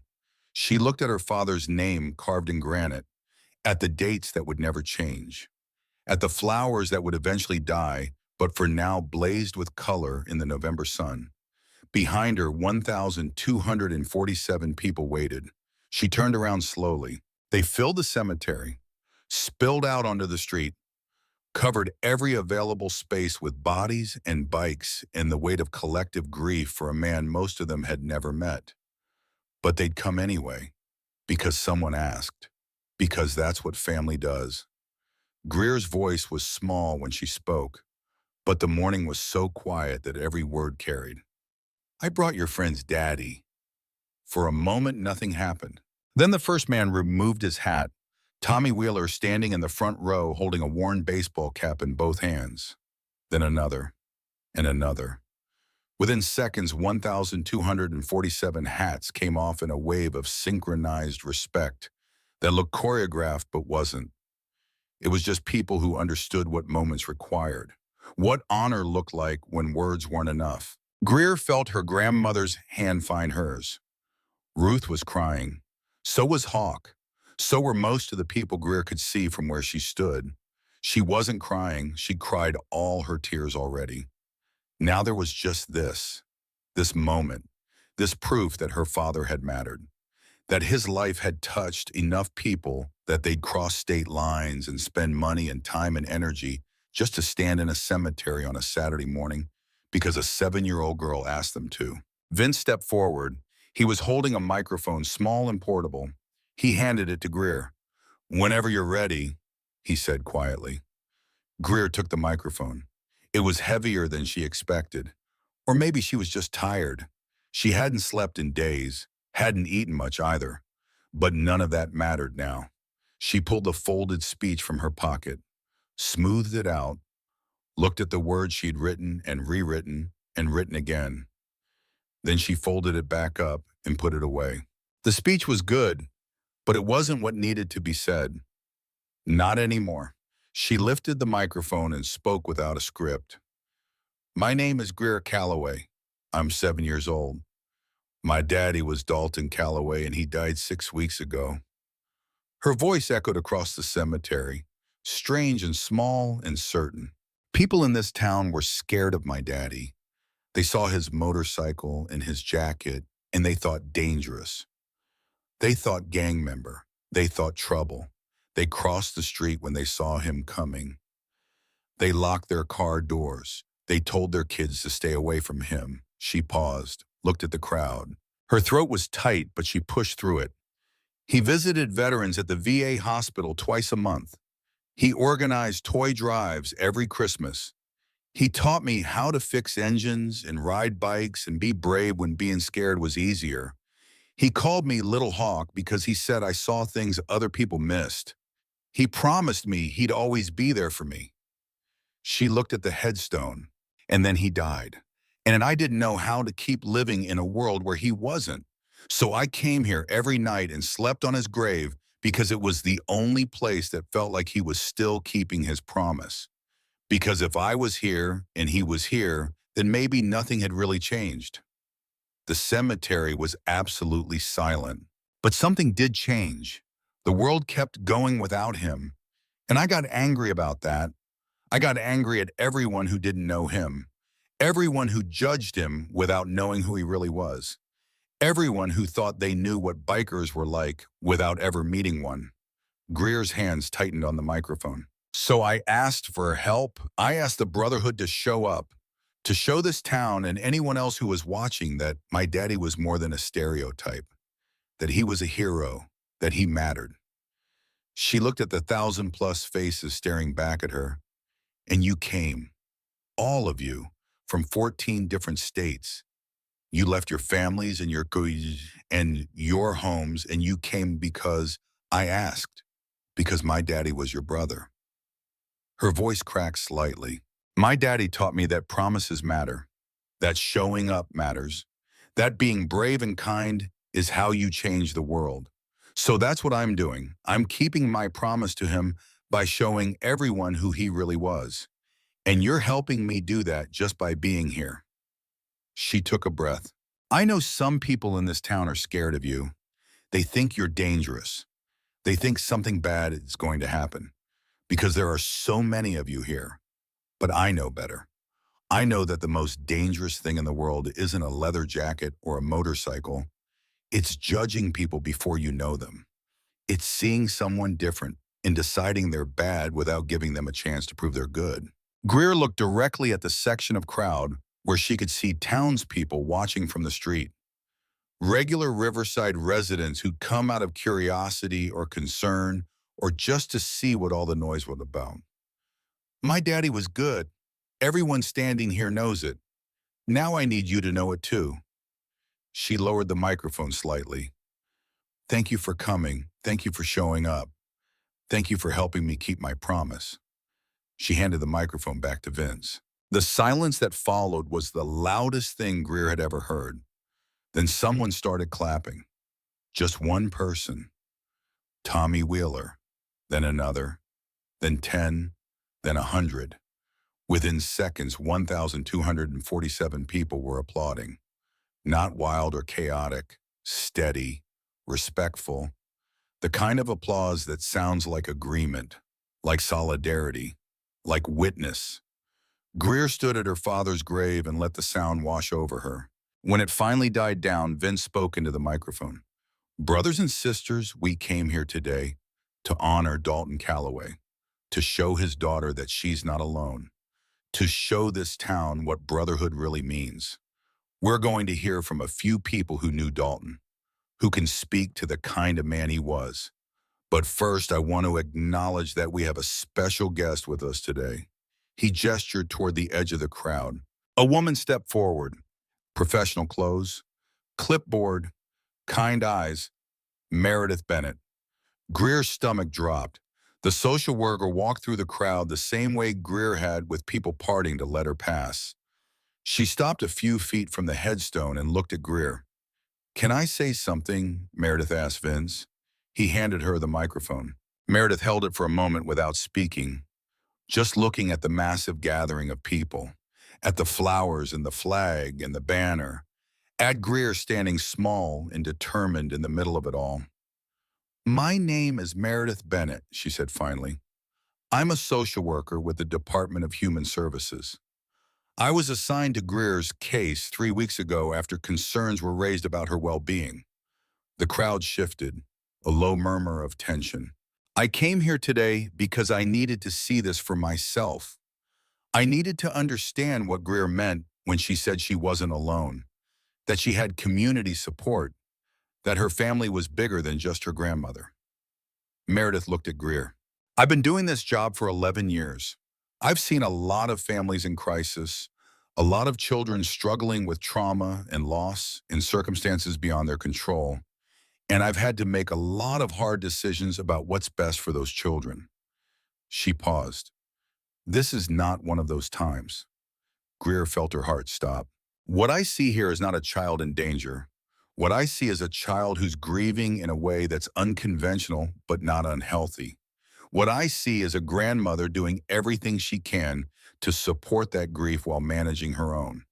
What I see is a community that has rallied around this family in the most extraordinary way I've ever witnessed." Meredith pulled a folder from under her arm. "I submitted my final report to the court yesterday. It recommends that Greer remain in her grandmother's care with no further intervention required. The case is closed." The crowd erupted, not with applause this time, with something louder. Engines. 1,247 motorcycles revving in synchronized celebration. The sound was deafening, triumphant, a roar of approval that shook the ground. Greer couldn't breathe. The case was closed. She wasn't being taken away. She could stay with Ruth. She could keep her promise. Meredith walked over and crouched down in front of Greer. "I was wrong about you," she said quietly, just loud enough for Greer to hear over the engines. "I thought you needed protection, but you don't. You need exactly what you have. People who love you, people who show up." Thank you, Greer whispered. Don't thank me. Thank them. Meredith gestured at the crowd. And thank yourself. You fought for your family. That takes courage most adults don't have. She stood and handed the microphone back to Vince. But Vince wasn't done. There's one more thing, he said. Over the past 3 weeks, 47 Brotherhood chapters across 14 states have contributed to the Dalton Calloway Memorial Fund. The total raised is $180,000. Gasps from the crowd. Ruth made a sound that was half sob, half laugh. This money will cover Greer's education from now through college. Vince continued. It will also establish a scholarship in Dalton's name at Riverside Community College for veterans transitioning back to civilian life. And it will provide financial support to Ruth as she continues to raise her granddaughter. He looked at Greer.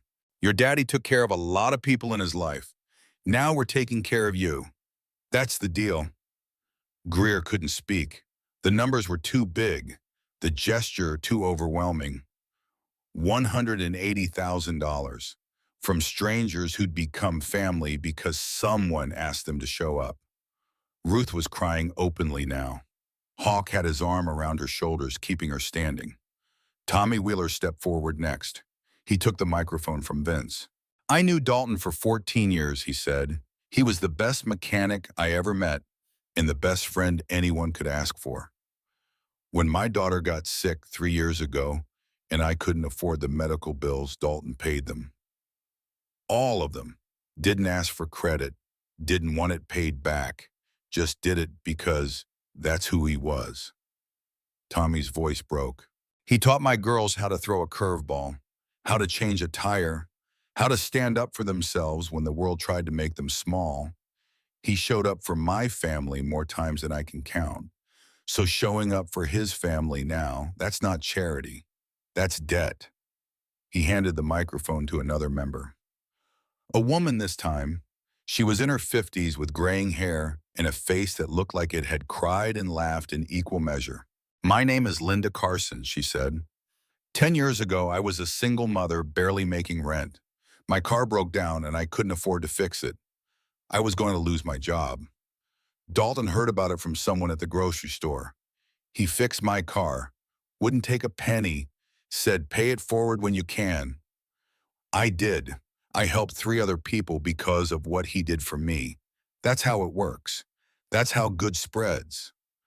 More people came forward with stories. The veteran Dalton visited every month at the VA hospital, who said those visits kept him alive when he had no other reason to keep going. The teenager Dalton mentored after his own father went to prison. He taught me how to be a man when I had no one else to show me, the young man said, his voice shaking. The Red Cross coordinator who confirmed Dalton's 47 blood donations had likely saved over 100 lives. A man from the Boise chapter who'd never met Dalton, but whose brother had served with him in Iraq. My brother came home alive because of Dalton Calloway. When I heard his daughter needed help, I rode 8 hours to be here. It's the least I could do. Each story built on the last.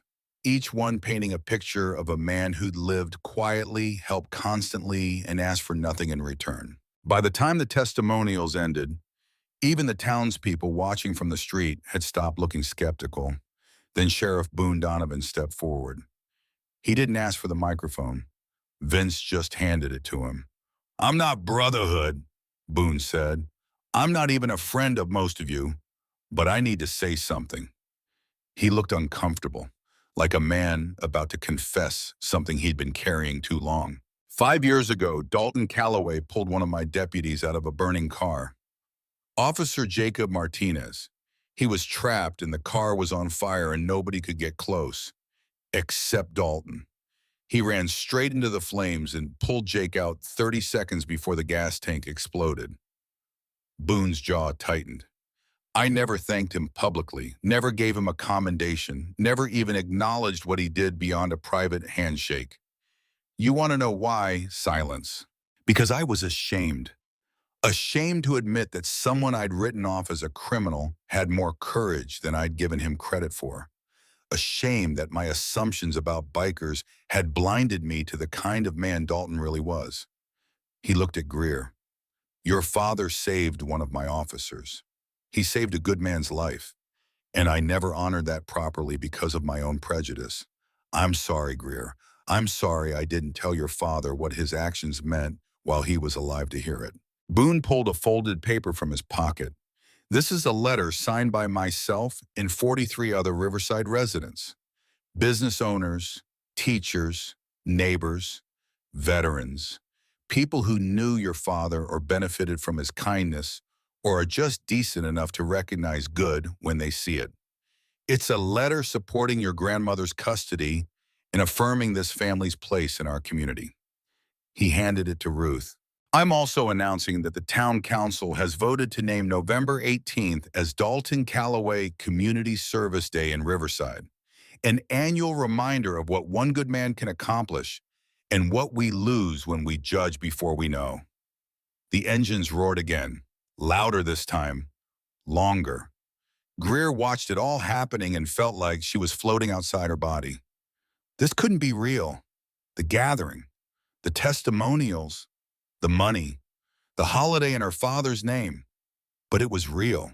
She could feel the cold November air, could hear the engines, could see the faces of 1,000 strangers who'd become family in the space of 3 hours. When the ceremony officially ended, people began to disperse slowly, but they didn't leave immediately. They came to the headstone in small groups, left flowers, touched the granite, said quiet words to a man they'd known or heard about or just come to honor. Greer stood to the side with Ruth and Hawk and watched people pay their respects. A little girl, maybe 5 years old, approached with her father. She was holding a stuffed bear. Can I leave this for your daddy? She asked Greer. Yes, Greer said. He'd like that. The girl placed the bear at the base of the headstone next to the flowers. Her father nodded at Greer, then led his daughter away. More children came, more stuffed animals, more flowers, more small gestures from people who wanted to be part of something good. By noon, the crowd had thinned considerably. Most of the riders had started the long journey home. They'd shown up, done what they came to do. Now they were returning to their lives with the satisfaction of a promise kept. But some stayed. Vince, Tommy, Hawk, Marcus, a dozen other core members who wanted to help with cleanup, who wanted to make sure Greer and Ruth had everything they needed before the Brotherhood rolled out of town. They were standing near the cemetery entrance, talking logistics, when a familiar face appeared. Connor Morrison, the kid from school who'd mocked Greer's drawings, who'd said her father was dangerous.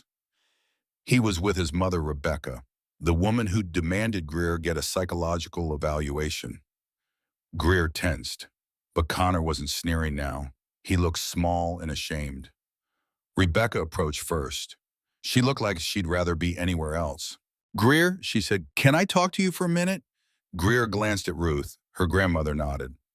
Okay, Greer said. Rebecca knelt down so they were eye level. I owe you an apology. Several apologies, actually. I was wrong about your father. Wrong about the Brotherhood. Wrong about what this gathering would be. I let fear and ignorance guide my judgment, and I tried to hurt you because of it. I'm sorry. Greer didn't know what to say. Connor stepped forward. I'm sorry, too. I said mean stuff about your dad, and I didn't even know him. That was wrong. He pulled something from his pocket. A drawing. Crude but earnest. A motorcycle and a stick figure girl holding hands. I made this for you, Connor said, if you want it. Greer took the drawing, looked at it, saw a child's attempt at making amends. Thank you, she said. Rebecca stood. If there's anything we can do, anything you or your grandmother need, please let us know. We're okay, Greer said, but thank you. They left. Other townspeople approached. More apologies, more offers of help, more people admitting they had been wrong. By 2 p.m., the cemetery was almost empty. Just Greer and Ruth and Hawk and Vince and a handful of others. They stood at Dalton's grave in a small circle. The flowers were overwhelming now. The stuffed animals numbered in the dozens. The American flag snapped in the wind. You did good, little Hawk, Vince said. Your daddy would be proud. We all are, Tommy added. Greer looked at each of them. These men who'd become her family, who'd shown up when she asked, who'd helped her keep a promise that should have been impossible for a 7-year-old to keep. Thank you, she said, for everything. That's what brothers do, Vince replied. In your family now, that doesn't change just because today's over. They said their goodbyes. One by one, the remaining members left, headed for their bikes, headed home, until it was just Greer and Ruth and Hawk. You want a minute alone? Ruth asked. Greer nodded. Ruth and Hawk walked back toward the truck, gave her space, walked. Greer stood at her father's headstone and looked at his name, at the dates that would never change, at the mountain of flowers that would eventually die but for now represented something permanent. Love, memory, legacy. She knelt down and placed her hand on the engraved D of Dalton's name. I did it, Daddy, she whispered. I showed them who you really were. I kept my promise. The wind moved through the cemetery. The flag snapped. The world kept turning. Greer reached into her backpack and pulled out the army blanket, the one she'd been sleeping on for weeks, the one that smelled like her father and motor oil and grief. She folded it carefully, corner to corner, edge to edge, the way he'd taught her. But this time she didn't leave it at the base of the headstone. She tucked it under her arm. I don't need to sleep here anymore, she said out loud. I know you're not alone, and I know I'm not either. She stood up, looked at the grave one last time. I'll come back, but not every night, and not because I think you'll disappear if I don't, just because I want to, because this is where I can talk to you without anyone thinking I'm crazy. She smiled slightly. I love you bigger than the sky. That's what you always said. I get it now. Love doesn't end just because someone's gone. It just changes shape, multiplies, becomes bigger than two people. She touched the headstone one last time. Thank you for teaching me that family shows up. I'll keep showing up, Daddy, for you, for everyone who showed up for me, for everyone who needs someone to show up for them. She turned and walked toward the truck where Ruth and Hawk were waiting. She didn't look back. She didn't need to. Her father wasn't just in that cemetery anymore. He was in every person who'd ridden to Riverside, in every story that had been told, in every promise Greer would keep for the rest of her life. He was everywhere, and so was she. 6 months passed like water. Winter gave way to spring. The snow that had covered Cedar Hill Cemetery in December melted into mud in March, and then into grass in April. The flowers at Dalton's grave had long since died and been replaced and died again. But fresh ones always appeared. Someone in the Brotherhood made sure of it. Greer turned 8 in May. Ruth I threw her a party, small, just a few kids from school. Sarah Martinez came. Connor Morrison came. Even Nora Hayes stopped by with a card and a book about aviation because Greer had mentioned wanting to learn to fly someday. The girl who'd been withdrawn and silent 6 months ago was different now. Not happy exactly. Grief didn't work like that. But lighter, more present, more willing to let people in. She still visited her father's grave. Once a week, usually. Sometimes more if she needed to talk something through. But she didn't sleep there anymore. Didn't feel the compulsion to keep constant vigil. She'd learned what her father had tried to teach her in his letter. That being gone and being present weren't mutually exclusive. That love multiplied when you shared it instead of hoarding it. School was better too. She joined the science club, started playing soccer, raised her hand in class when she knew the answer, and sometimes even when she didn't. Her grades were good. Great, actually. Nora Hayes said she was working 2 years above grade level in reading and math. Said Greer had a gift for seeing patterns other kids missed. Little Hawk indeed. The memorial fund had transformed Ruth's life. She'd paid off the house, put money aside for emergencies, even hired a lawyer to settle the insurance dispute with the logging company, which had finally resulted in a settlement that would cover the rest of Greer's needs through college. But more than the money, Ruth had community now. The Brotherhood members who lived locally checked in regularly, fixed things around the house, invited Ruth and Greer to chapter barbecues and holiday parties, made sure they were never alone unless they wanted to be. And Greer had started something new. She called it the Little Hawks Project.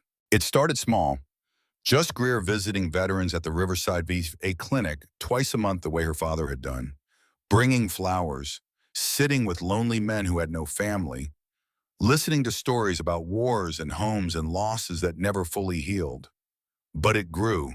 Other kids joined, children of Brotherhood members, children who'd lost parents, children who just wanted to help.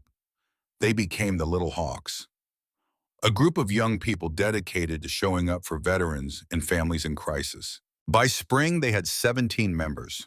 By summer, they'd organized their first fundraiser, a motorcycle show where local riders displayed their bikes and charged admission with all proceeds going to veteran support services. They raised $8,000. The Riverside Gazette ran a story. Then the Portland News picked it up. The national outlets started calling. But Greer turned down most interviews. She'd learned that lesson already. The work was what mattered, the showing up. Everything else was just noise. On a Saturday morning in late May, Greer rode her bike to Cedar Hill Cemetery with sunflowers in her basket. She stopped at 3 other veteran graves, first men who died alone, whom she'd adopted. After placing flowers, she moved to her father's headstone. The banner was gone now, but the flag remained replaced regularly by the local VFW. She knelt and placed the sunflowers at the base of the stone. "Hi, Daddy," she said. "I made honor roll again. The Little Hawks did our second veteran visit yesterday. Mr. Patterson said they were the best cookies he'd had since his wife died." A motorcycle engine rumbled in the distance. Hawk's bike pulling in. He parked and walked over. He'd been doing this lately, showing up when Greer visited. "Morning, Little Hawk." "Morning, Hawk." "You tell him about the scholarship yet?" "I was getting to that." Greer looked back at the grave. They announced the first Greer Calloway Scholarship recipient. His name is Marcus Brennan. He served 2 tours in Afghanistan. He's going to study engineering. He said your story inspired him, Daddy. Hawk crouched down and placed his hand on the headstone. "Your little Hawk's doing good, brother. She's changing the world, just like you knew she would." They heard more motorcycles. Vince, Tommy, Marcus. "What are you all doing here?" Gersty asked. "It's Saturday," Vince said. "We always come on Saturdays." Tommy pulled an envelope from his jacket. This came from the National Brotherhood Council. They want to establish an official Little Hawks chapter. Make it part of the organization. Give you resources to expand to other cities. Greer's eyes went wide. "Really? Really, but there's conditions. Adult supervision, guidelines, quarterly reports. It's real work." "I can do real work." "We know you can." Vince handed her the envelope. "Think about it. Talk to your grandmother." Greer took the envelope, felt the weight of possibility, of her father's legacy growing beyond one cemetery in one small town. "I don't have to think about it," she said. "The answer is yes." The men smiled. "Your daddy would be proud," Marcus said. "He'd be amazed," Tommy corrected. "His kid running a national organization at 8 years old." "She's not running it alone," Vince said. "She's got us, same as always." They stood together at Dalton's grave. 6 people brought together by loss and held together by love. Who'd learned that showing up was sometimes the most powerful thing you could do? After a while, the men said their goodbyes and headed out. But Hawk stayed. He and Greer sat on the grass beside the headstone. "You know what your dad told me once?" Hawk said eventually. "What?" "He said if something happens to me, make sure Greer knows she's stronger than she thinks. Make sure she knows she can do hard things. Make sure she knows the world is hers if she's brave enough to claim it." Greer leaned against Hawk's shoulder. "I'm trying to be brave. You're the bravest person I know. I still miss him every day." "You're supposed to. That's how you know the love was real." They sat in silence. The sun moved across the sky. The wind moved through the trees. Finally, Greer stood up. I should get home. Grandma's making lunch. Hawk stood too. Need a ride? No thanks, I like riding my bike. She picked up her basket and started walking, then stopped and turned back. Hawk, yeah. Thank you for everything, for watching over me that first night, for calling Vince, for helping me plan the memorial, for still showing up. The hard part's not over, little Hawk. It's just different now. Still, thank you. Hawk nodded. That's what family does.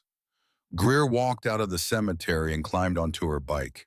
She rode through streets she knew by heart. She wasn't the same girl who'd snuck out of her window 6 months ago to sleep on cold ground beside her father's name. That girl had been desperate and alone. This girl understood something different. That love wasn't about location. It was about action, about showing up. Her father had taught her that. The Brotherhood had reinforced it. And now she was teaching it to others. The Little Hawks would grow. They'd help more veterans, support more families, show up in more places where showing up made the difference. And every single time they did, Greer would know her father was there, not in body, but in every other way that mattered. She rode home and found Ruth in the kitchen making sandwiches. How was your visit? Ruth asked. Good. The Brotherhood came by. They want to make Little Hawks official. Ruth set down the knife. That's wonderful, baby. What did you say? I said yes. Is that okay? It's more than okay. Ruth pulled Greer into a hug. Your daddy would be so proud of you. I know. Greer hugged back. I can feel it. That night, Greer sat at her desk and pulled out her journal. She opened to a fresh page and began to write. Dear Daddy, 6 months ago, I thought the world ended when you died. I thought keeping you alive meant sleeping on your grave every night. I was wrong. Keeping you alive means living the way you taught me to live. It means being brave and kind. It means showing up for people who need someone to show up. The Brotherhood came to Riverside, 1,247 motorcycles. You should have seen it, Daddy. All those people showing up because you'd shown up for them first. They saved me, the way you knew they would. I'm okay now. Not all the time. I still have bad days, but most days are good. Most days I feel you in everything I do. I started the Little Hawks Project. We're helping veterans and families, just like you did. I think this is what you meant when you said love multiplies. I'm keeping my promise, Daddy, not by sleeping on your grave, but by living the kind of life that makes your death mean something more than just an ending. I love you bigger than this. I finally understand what that means. It means love doesn't end. It just changes shape, becomes bigger, becomes everywhere. You're everywhere, Daddy. In me, in Grandma Ruth, in Hawk and Vince, in every person who showed up, in every veteran we help, in every promise kept by someone who learned from your example. You promised you'd always be there. You're keeping that promise in ways I'm only starting to understand. Thank you for teaching me how to be brave. Thank you for teaching me how to show up. I'm claiming the world, Daddy, one day at a time, one promise at a time. Watch me, love always, your little hawk. She closed the journal and set down her pen. Outside her window, the May evening was settling into darkness. Stars were beginning to appear. Somewhere across town, her father's grave stood silent under the same sky. But Dalton Calloway wasn't there. Not really. He was here, in this room, in this girl, in every choice she made, in every promise she kept, in every person she helped. He was everywhere love existed, and love Greer had learned was everywhere. She turned off her light and climbed into bed. Tomorrow was Sunday. The Little Hawks were visiting the VA hospital. She closed her eyes and whispered into the darkness. Good night, Daddy. See you tomorrow. The room didn't answer. But somewhere in the space between memory and promise, between loss and love, between showing up and moving forward, a father's legacy lived on in his little hawk, who was learning to fly.